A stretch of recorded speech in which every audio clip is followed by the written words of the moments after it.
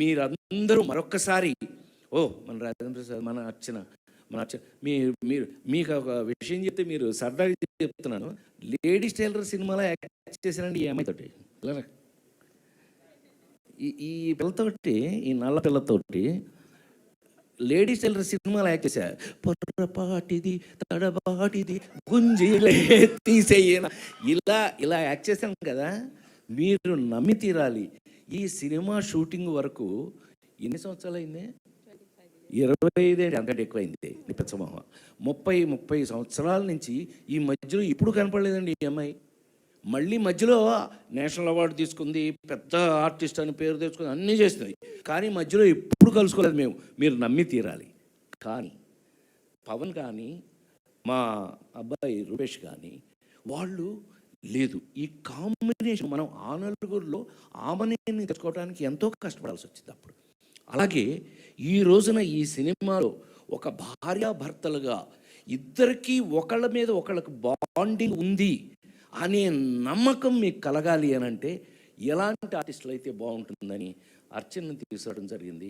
I felt very happy. నిజంగా ఇన్ని సంవత్సరాల మధ్యలో ఎప్పుడు చూడలేదు కూడా నేను. కానీ ఇన్ని సంవత్సరాల తర్వాత మళ్ళీ కలుసుకుని తనతో యాక్ట్ చేయటం నిజంగా I feel proud to be A co actor Archana. Thank you so much. Thank you. So అంటే ఆ పాత్రలు మీకు కనపడాలి, రేపు క్యారెక్టర్లు కనపడాలి, మేం కాదు. ఇందాక మాట్లాడుకున్నట్టు ఆ నలుగురు సినిమాలో రఘురామ్ ఎవడండి? Who is Prasad? రఘురామే కనపడాలి. కళ్ళు మూసినా కళ్ళు తెరిచినా వాడే కనిపించాలి.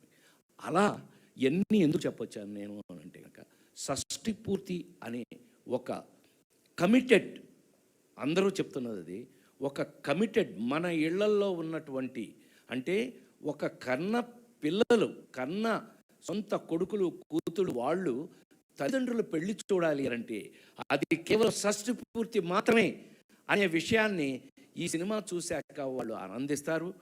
కన్న పిల్లలందరికీ తల్లిదండ్రులు ఉన్నారు.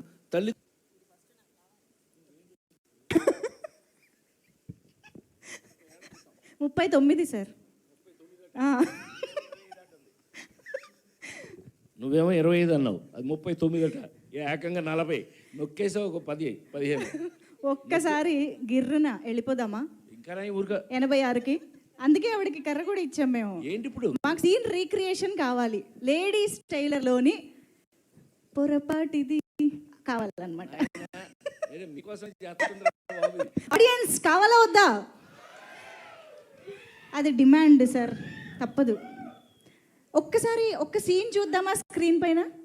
ఒక్కసారి లేడీస్ టైలర్.